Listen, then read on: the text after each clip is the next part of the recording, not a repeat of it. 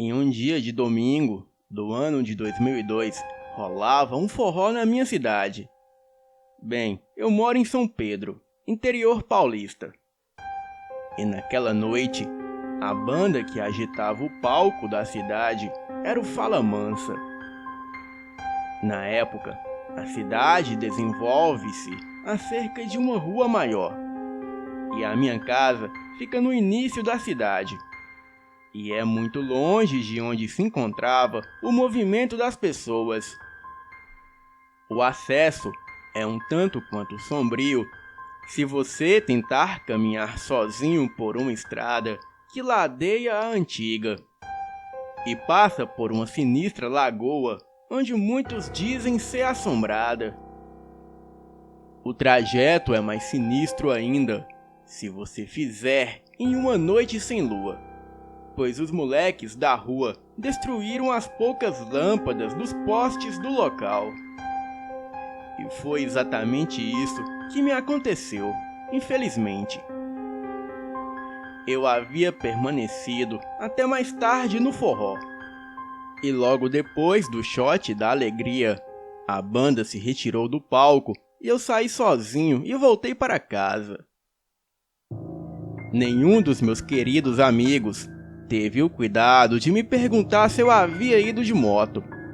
E como de fato eu não havia ido de moto, peguei o meu rumo e fui caminhando. A caminhada teve um percurso nada muito aconchegante. E à medida que eu me distanciava da cidade e chegava ao trecho escuro ao lado da lagoa, a sensação era de medo e um estranho pressentimento, como se houvesse alguém me perseguindo. O que aconteceu em seguida é o que pendura em minha mente até agora. No fim da lagoa, no momento da caminhada, o qual eu já parava de andar apressado e parei para mijar, logo senti que alguém parou atrás de mim.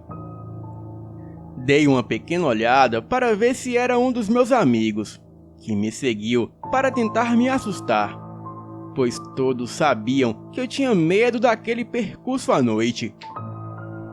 E como eu estava mijando, eu não me virei para trás.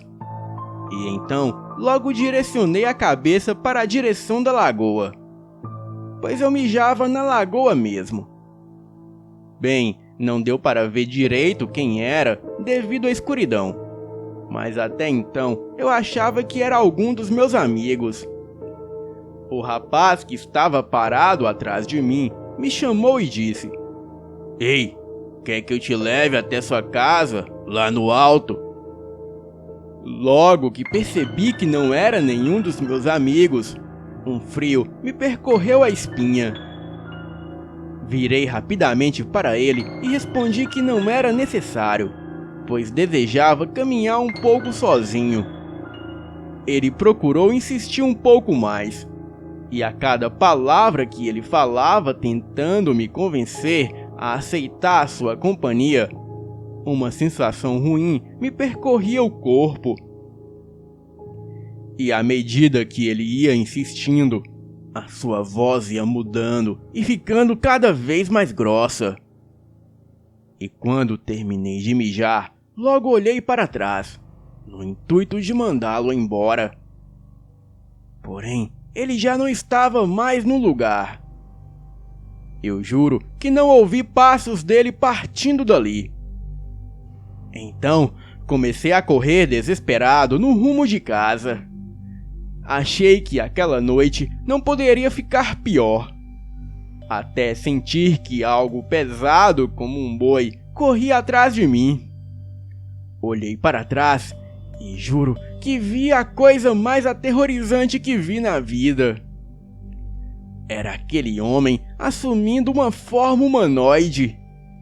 Pelos negros tomavam grande parte do seu corpo, e em outras partes a sua pele rosada ficava à mostra.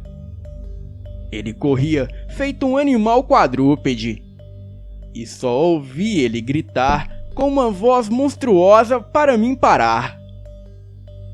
Então eu parei E quando olhei para trás, a cabeça do homem tremia de um lado para o outro, como se ele tivesse com tique.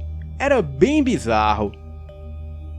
A sua pouca aparência humana que lhe restava foi dando lugar para algo assustador, pois ele já havia se transformado por completo em uma fera animalesca. Aquilo tinha a cabeça como a de um cão, e os seus olhos eram tão vermelhos que pareciam sangrarem. O seu corpo lembrava o de um gorila, pois andava com os braços se arrastando ao chão. Eu queria correr, mas o meu corpo estava paralisado.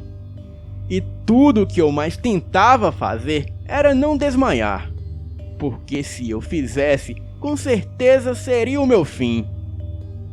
A criatura começou a dizer algo que eu não entendi muito bem, pois a sua voz foi ficando grave, ao ponto das palavras darem lugar a urros.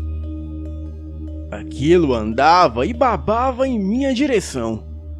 Tentei correr, mas as minhas pernas estavam tão moles que eu caí ajoelhado. Logo, a criatura tirou a atenção de mim e olhou para o lado. E foi aí que eu percebi que um barulho de moto se aproximava. Eu tentava gritar, mas a voz não saía. Tentei gritar ao máximo e só conseguia balbuciar por socorro. Eu vi que o farol da moto foi se aproximando e logo depois veio outra moto. Para a minha sorte, os dois motoqueiros eram os meus amigos do forró. Eles perceberam que eu fui embora sem falar nada com ninguém, então vieram atrás de mim para me oferecer carona. Era isso que eu achava, pois voltar para casa sozinho àquela hora da noite poderia ser bem perigoso. Para a minha sorte, eles me viram ajoelhado ali no chão e, assustados, me perguntaram o que aconteceu, mas eu não conseguia expressar uma palavra. Olhei para o lado, mas aquela criatura havia desaparecido como fumaça. Então eles me colocaram na moto e me levaram para casa. E quando eu cheguei em casa, o meu pai se espantou com o meu aspecto ofegante. E depois de tomar um chá de casca de maracujá e água com açúcar, eu fui me acalmando e consegui contar o ocorrido para o meu pai e os meus dois amigos. Os meus amigos disseram que só me viram ali, ajoelhado, como se tivesse sofrendo de alguma doença, e não viram criatura nenhuma como eu havia mencionado. Também disseram que não iriam atrás de mim, pois como eu saí sem falar nada com ninguém, eles pensaram que eu estivesse de moto. Mas quando eles foram embora, seguindo a trilha do lago, do lado oposto de onde eu estava, eles encontraram um rapaz andando perto do lago. O rapaz pediu para eles pararem e perguntou se eles conheciam um sujeito com as minhas características. E os dois na moto disseram que sim, que éramos amigos. Então o rapaz disse para eles pegarem a trilha oposta do lago e seguirem em frente, pois eu poderia estar em perigo. E assim os meus amigos fizeram, e por sorte me encontraram. Dormi muito mal naquela noite, e procurei por explicações nos dias posteriores. A minha avó me relatou que quando era moça, um rapaz queria dançar com ela na festa, mas ela não quis. Porém, o rapaz insistia e falava com uma voz amedrontadora, dizendo que ela iria se arrepender.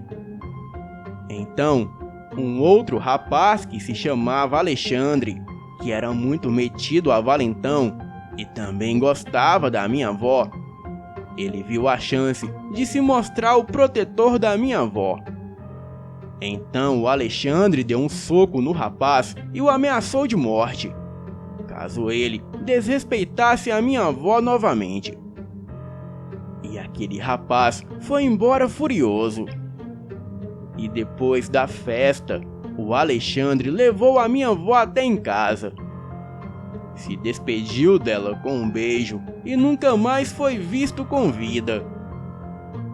Pois enquanto voltava para casa, ele foi atacado perto da lagoa por um animal desconhecido.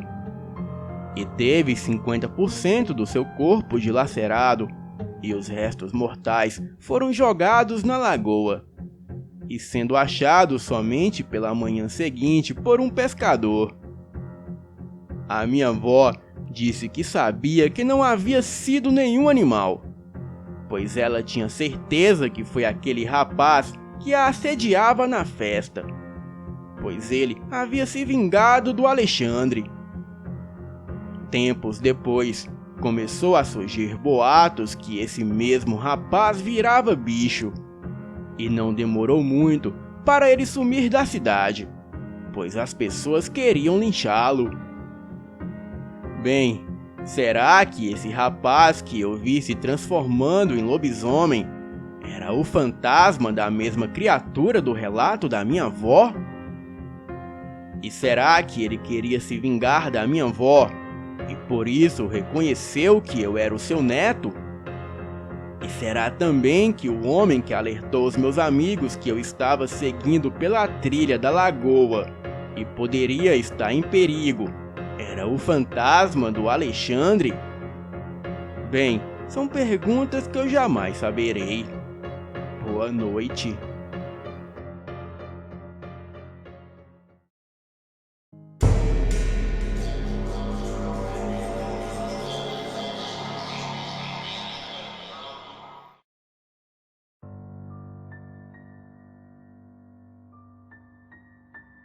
Boa noite a todos. Esse fato aconteceu com o meu avô, e essa história sempre foi contada por toda a minha família da parte materna. Quando meu avô era menino, o seu pai era dono de terras em Goiás. Ele era um fazendeiro muito rico e tinha muitos peões que trabalhavam para ele na fazenda. O pai do meu avô já era casado na época desse fato, e o meu avô tinha apenas 1 ano de idade. Certo dia, a sua mãe voltava com o meu avô nos braços, pois ele ainda era criança de colo. Era por volta de 3 da tarde, e ela vinha da casa dos seus pais por uma estradinha de terra. E não passava ninguém pela estrada, e só vinha ela e a criança. Naquela região, todo mundo conhecia todo mundo e não havia crimes. Além do mais, era de dia. E a mãe do meu avô não tinha medo, pois todos eram cientes que ela era a mulher do coronel. Ela já havia passado por aquele caminho inúmeras vezes. Algumas vezes acompanhada de alguma criada da fazenda e outras vezes sozinha. Ela estava sozinha com meu avô no colo. E quando faltava pouco menos de 1 quilômetro até a fazenda, ela percebeu um enorme cachorro preto deitado no meio da estrada.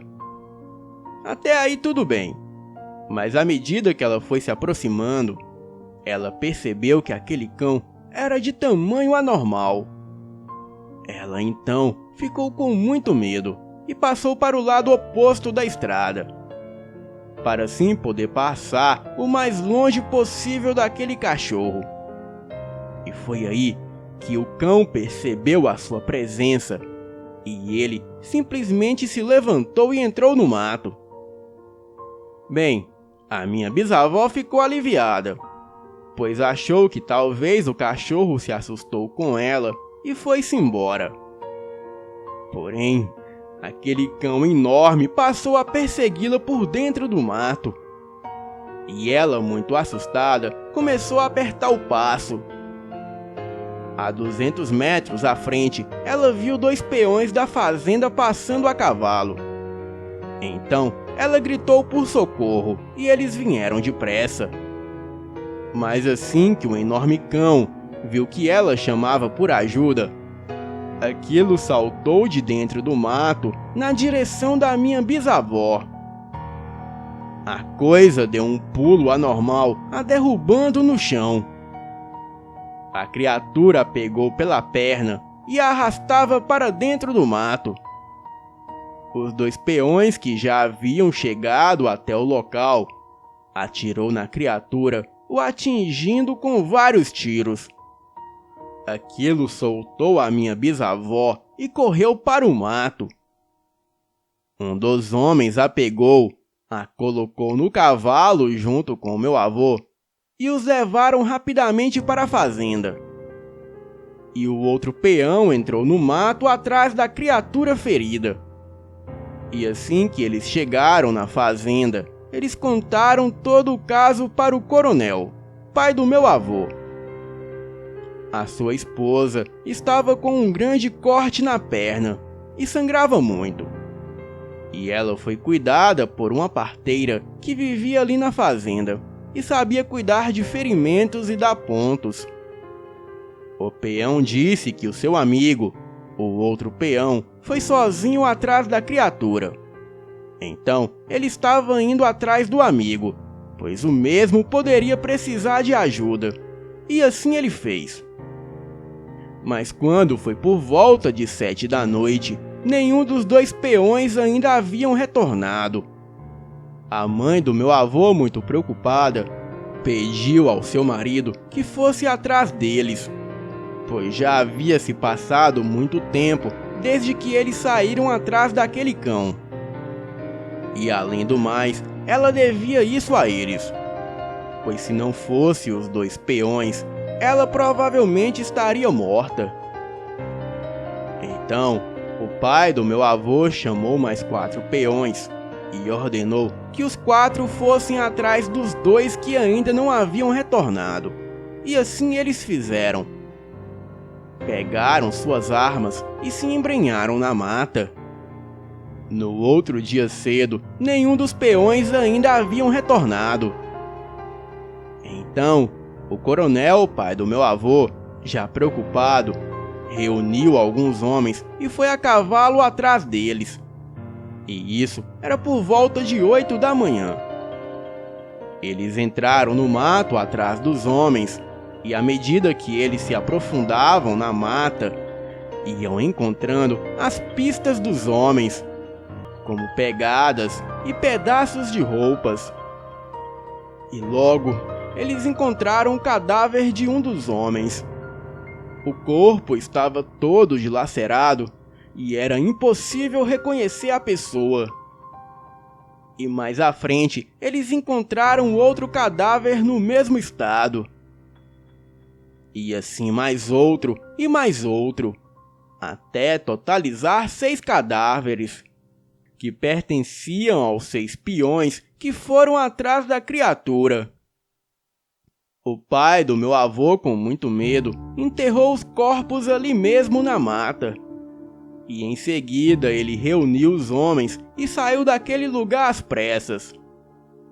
Muitos peões queriam ir atrás daquela criatura, para assim vingar os seus amigos mortos. Porém, o coronel não permitia, e sempre dizia que aquilo não podia morrer, pois não era deste mundo. Essa história é real e me lembra daquele ditado: não devemos duvidar do desconhecido e muito menos cutucar a onça com vara curta. Boa noite.